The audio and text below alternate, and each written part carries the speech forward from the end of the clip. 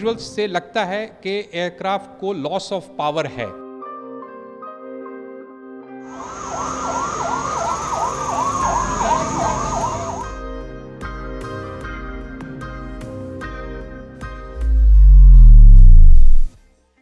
Air India crash को हुए लगभग 1 महीना हो गया है, लेकिन अभी तक ये नहीं पता चल पाया है कि उसके पीछे की वजह क्या है। हालांकि जो AIIB है उसने कहा है कि वो अपनी प्रिलिमिनरी रिपोर्ट जो है वो 1 महीने के अंदर अपलोड कर देगी, यानी जो शुक्रवार तक उसके पास समय है ये प्रिलिमिनरी रिपोर्ट जो है वो अपलोड करने को। साथ में ये भी सामने आ रहा है कि जो डेटा है कॉकपिट वॉइस रिकॉर्डर का वो रिट्रीव हो गया है, फ्लाइट डेटा रिकॉर्डर जो है वो भी रिट्रीव हो गया है, और इन दोनों डेटा को जो AIIB है वो एनालाइज कर रहा है। हालांकि भारत सरकार का कहना है कि जो डेटा है वो देश के बाहर नहीं भेजा गया है, लेकिन जो AIIB के अंदर सोर्सेज हैं उनका कहना है कि जो डेटा है वो बाहर भेजा गया था, और जो डेटा रिट्रीवल का प्रोसेस था वो जून 24 को शुरू हुआ था, और जो डेटा था वो क्रैश प्रोटेक्शन मॉड्यूल से वो रिट्रीव भी हो गया था, जिसके बारे में क्या ये डेटा था, क्या वजह हो सकती है इस जो ये एक हादसा हुआ है जो एक वर्स्ट एविएशन हिस्ट्री में एक वर्स्ट क्रैश के रूप में उसे करार दिया गया है। हमारे साथ एक बहुत ही सीजन पायलट हैं शरद पानीकर साहब, जो एक टॉप गन है। Sir thank you so much Jansatta से बात करने के लिए।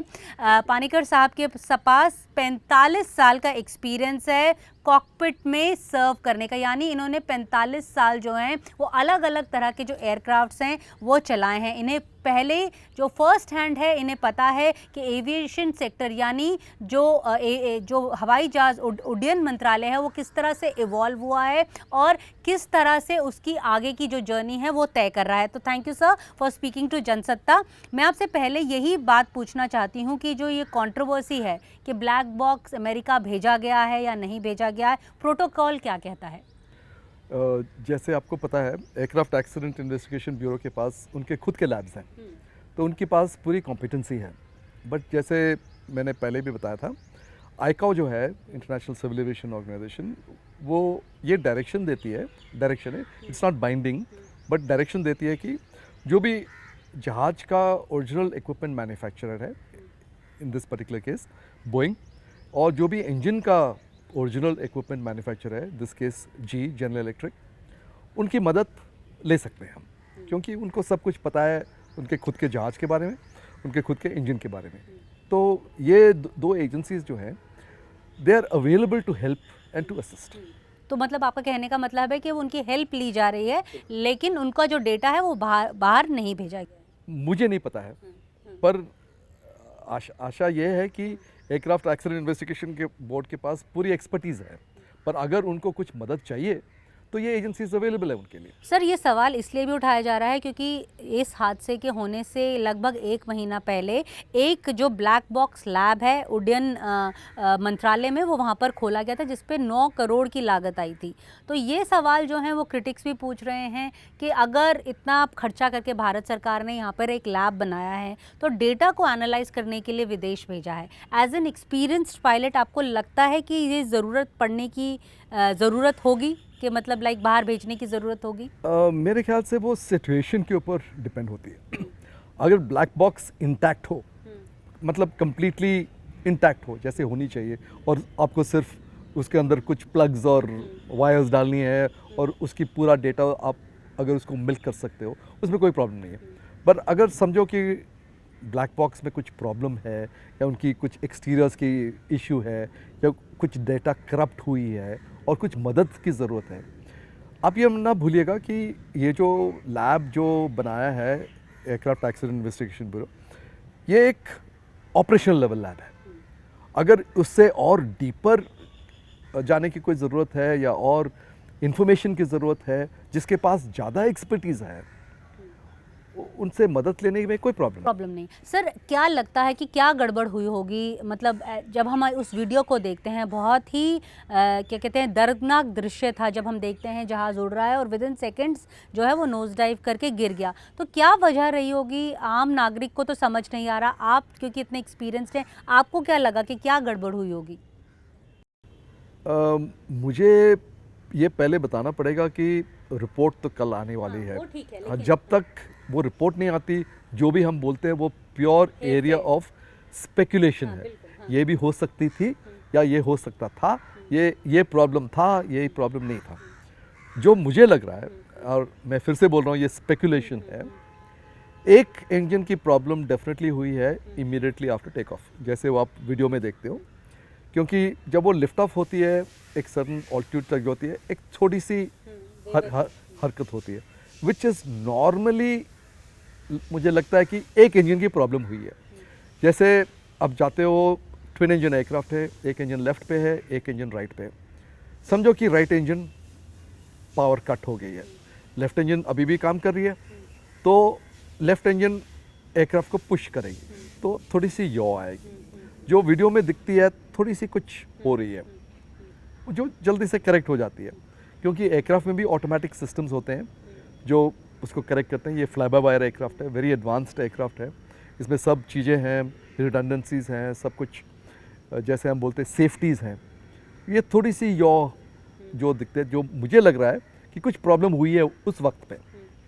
एंड उसके बाद जब आप देखोगे वीडियो को थोड़ा केयरफुली, वो जो टेक ऑफ एटीट्यूड है 15 डिग्रीज करीब जो होती है, वो थोड़ी सी लेवल ऑफ होती है, और ऑलमोस्ट फॉर अनदर 4-5 सेकेंड्स वो सीधा हो जाता है, पर एयरक्राफ्ट क्लाइम नहीं कर रही है। और अगर सिंगल इंजन है, समझो कि एक इंजन फेल हुई है, अगर एक सिंगल इंजन है, ये सिंगल इंजन काफ़ी है to keep climbing. It can keep climbing to a safe altitude 10,000, 20,000, 25,000 feet, even at that weight और वो कन्फिगरेशन में फिर भी क्लाइंब कर सकते हैं सिंगल इंजन पे। पर जो हम वीडियो पे देखते हैं वो एयरक्राफ्ट क्लाइंब नहीं कर रही है, और वो लेवल ऑफ होती है थोड़ी देर के लिए, उसके बाद वो स्लोली वो ऑल्टीट्यूड मेंटेन नहीं कर सकती। और इसकी वजह सिर्फ ये हो सकती है कि वो दूसरी इंजन भी जो है उसमें कुछ प्रॉब्लम है, विच हैज़ लेड टू, उसमें थ्रस्ट नहीं आ रही है, वो थ्रस्ट नहीं आ रही है, it can not drive the aircraft forward, therefore उसमें लिफ्ट भी नहीं आ रही है। एंड अगर थोड़ी देर बाद और देखोगे, वो ड्रीमलाइनर के विंग्स थोड़ा सा और ऊपर जा रहे हैं, विच मीन्स दैट जो पायलट्स जो हैं वो एयरक्राफ्ट को सेव करने की कोशिश कर रहे हैं, बट उनके पास कोई चॉइस ही नहीं है, क्योंकि दोनों इंजन्स नहीं है, थ्रस्ट नहीं है, इंजन्स नहीं लगता है एट दिस पॉइंट इन क्या टाइम। चेकिंग नहीं होती क्या? मतलब इंजन दोनों खराब हो गए उड़ते ही 10 सेकंड 15 सेकंड में?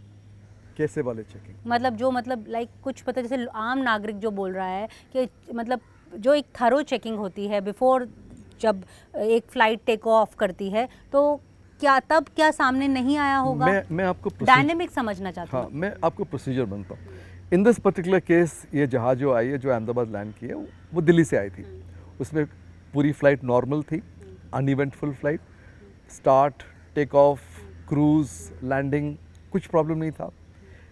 फिर जब वो अहमदाबाद में लैंड किया, उसे नॉर्मल इंजीनियरिंग प्रोसीजर्स आगे, क्रू चेंज हो गई थी, जो इस फ्लाइट को अहमदाबाद से लंदन जा रही थी। पूरा इंजीनियरिंग प्रोसीजर्स, सर्टिफाइड पीपल जो सर्टिफाई करते हैं ये जहाज इज़ फिट फॉर फ्लाइंग, पूरा उन्होंने देखा है, उन्होंने क्लियर किया है। ये नॉर्मल प्रोसीजर होता है हर एक फ्लाइट से पहले। क्वालिफाइड पीपल, लाइसेंस्ड पीपल, फिर पायलट्स भी जो आए हैं उन्होंने देखा कि प्रीवियसली स्नैग्स अगर कुछ हो या क्या मेंटेनेंस प्रोसीजर्स है, क्या क्या हुआ है, पूरी वो टेक्निकल लॉग होती है, वो पूरे एग्जामिन करते हैं, क्लियर करते हैं और सेटिस्फाई होते हैं कि जहाज is airworthy. Only then the pilot signs, उसके बाद ही वो साइन करते हैं। सो ये पूरा प्रोसेस हुआ, एयरक्राफ्ट स्टार्ट हुई, सक्सेसफुली स्टार्ट हुई, पहुंच गई at the beginning of the runway 2-3, पूरा power was opened up, everything appeared to be normal, जब तक ये रोटेटिंग पूरा 2 इंजन्स पे, जब तक वो करीब 20-25-50 फीट पहुंचा हो, सो तब तक इट इज़ नॉर्मल। सो ये प्रोसीजर होता है, ये नॉर्मल प्रोसीजर होता है, and till then everything was normal. Sir, ये जो बात आ रही है कि इंजन फ्यूल कंट्रोल स्विचेस जो हैं उनका जो पावर सप्लाई है वो कट ऑफ हो गया होगा, क्या ये ऐसा हो सकता है क्या? देखो अभी स्पेकुलेशन मतलब अगर आप टेक्निकली पूछोगे, मैं किसी इंजन का पावर स्विच ऑफ करूंगा, वो इंजन तो बंद होगी। नहीं, but as a experience pilot जो चला रहे थे उसको, क्या वो गलती से ये स्विच को ऑफ कर सकते हैं? मतलब ये उनको तो मतलब like ours and hours and hours of training मिलता होगा ना? मैं ये सिर्फ बोलूँगा कि it is extremely remote, extremely remote. पर अगर आप पूछेंगे तो अगर स्विच ऑफ करोगे तो कर सकते हैं, अगर हुआ है मुझे नहीं पता है, पर अगर किया है तो वो इंजन की पावर तो नहीं जाएगी ना। तो then it's a human error. अगर किया है, if they have switched off the wrong engine, अगर किया है, अब मैं फिर से बोल रहा हूँ अगर कि किया है, अगर किया है then it would be a human. और जो ये वीडियो है सर, ये वो भी दिखाता है कि जो रैम एयर टर्बाइन होता है उसका वो डिप्लॉय नहीं कर पाए। इसका क्या मतलब होता है कि RAT बिफोर द क्रैश वो डिप्लॉय नहीं कर पाए? ये automatic deployment of the RAM air turbine, rat जो होती है, एक तो कॉकपिट से भी हम डिप्लॉय कर सकते हैं, जैसे ड्यूअल इंजन फेलियर होता है या कोई अदर प्रॉब्लम होती है, क्योंकि ये रैम एयर टर्बाइन जो है वो दो चीज़ें करती है। एक तो इलेक्ट्रिकल सप्लाई देती है, दूसरी हाइड्रोलिक सप्लाई एक सेंटर हाइड्रोलिक सिस्टम को पावर करती है, जहाँ से आपकी सेंटर हाइड्रोलिक 3 सिस्टम्स हैं बोइंग 787 में, एक लेफ्ट सिस्टम है, एक सेंटर सिस्टम है, एक राइट सिस्टम है। और ये जो सेंटर सिस्टम है, ये रैट जो है वो सेंटर सिस्टम हाइड्रोलिक सिस्टम को पावर करती है। ये मैनुअल हुआ, मुझे कॉकपिट में एक फ्लैप ऊपर करना पड़ेगा, एक स्विच को प्रेस करना पड़ेगा to deploy it manually. Automatic deployment तब होती है, ढेर सारे कंडीशंस हैं, but 2 of the conditions are that, एक electrical failure, total electrical failure, दूसरी है low hydraulic pressures. 3 hydraulic systems हैं, ओके, तीनों में लो हाइड्रोलिक प्रेशर। एंड कितना लो, ये सब 5000 PSI के सिस्टम्स हैं, वेरी पावरफुल सिस्टम्स हैं। अगर तीनों में हाइड्रोलिक प्रेशर लो हो then the RAT deploys automatically.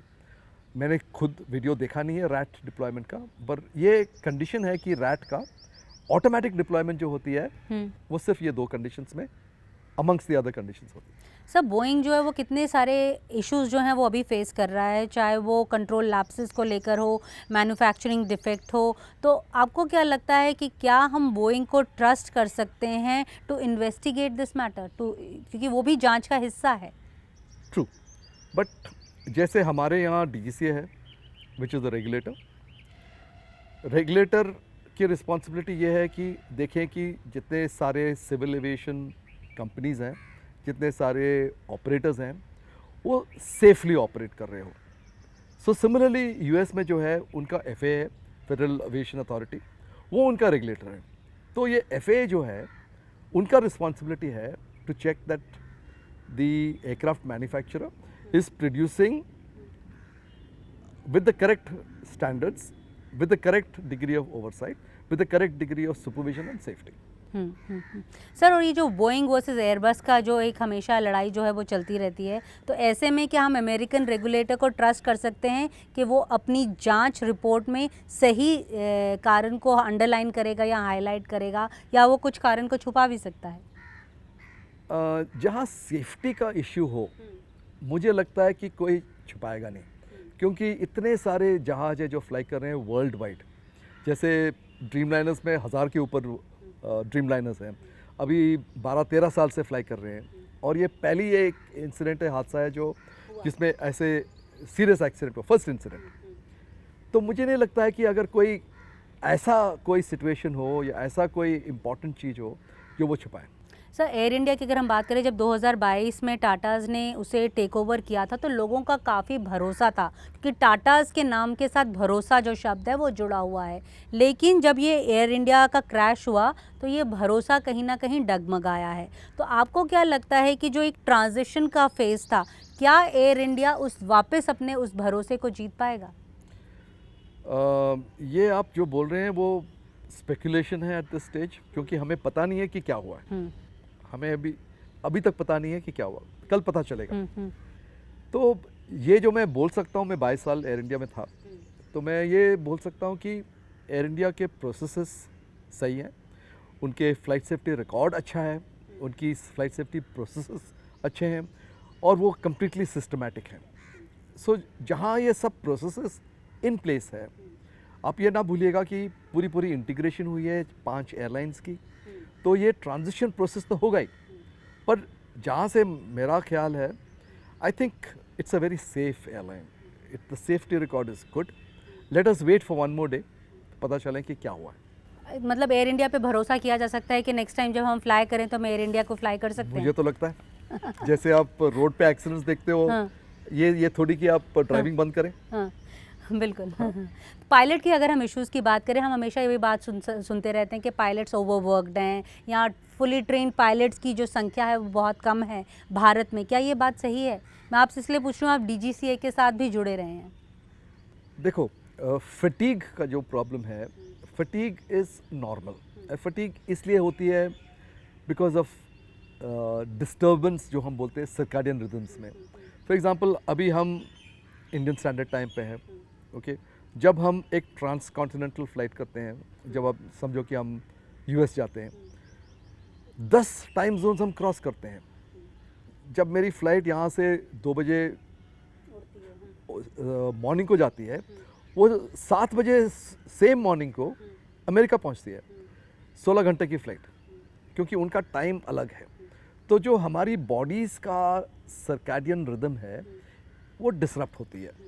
तो प्रॉब्लम्स तो है because of changes of time zones, because of changes of sleep patterns.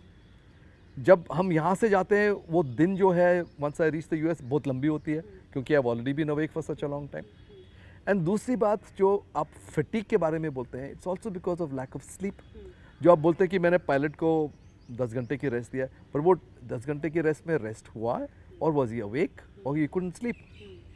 तो फटीग की प्रॉब्लम्स काफ़ी कॉम्प्लिकेटेड है. दुनिया में काफ़ी स्टडीज़ हुए हैं कि फटीग का कॉजेज़ क्या है, प्रॉब्लम्स क्या है. तो fatigue is always an issue with aviation, but management of fatigue is within our power. जब मुझे लगने रहा कि I am not fit to operate this, I can report sick. मैं फटीग रिपोर्ट कर सकता हूँ.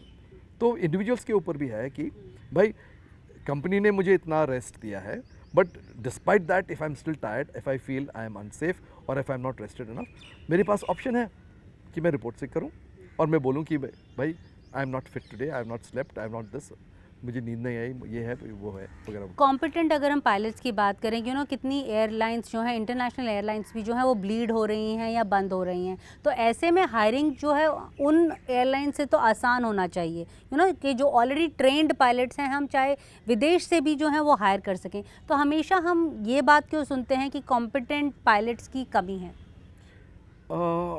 मैं कॉम्पिटेंसी के बारे में नहीं बोलूँगा. मैं बोलूँगा कि टाइप ट्रेनिंग. जैसे एयर इंडिया की एक्सपेंशन प्लान्स थी, हम लोग बोइंग 777 ला रहे थे यहाँ से वहाँ से सब जगह. हमारे पास उतने ट्रेंड पायलट्स नहीं थे. तो to tide over the interim period, जब तक हमारे खुद के पायलट्स वो लेवल तक ट्रेन ना हो जाए, वो लेवल तक ट्रेन हो जाए, we needed some people to come and help us. But जितने भी हमने हायरिंग्स किए हैं 777 पे, वो सब वापस गए हैं अभी, क्योंकि अभी हमारे खुद के पायलट्स हैं. जैसे हमने पहले बार जब हमने बोइंग 777 ले आए थे 2006 में एयर इंडिया में, हमारे पास कोई कैप्टन नहीं था जिसमें ये जहाज़ उड़ाए पहले. सो जो ट्रेनर्स थे वो सब विदेशी थे. तो they used to operate under FATA, foreign airline transport जो भी है.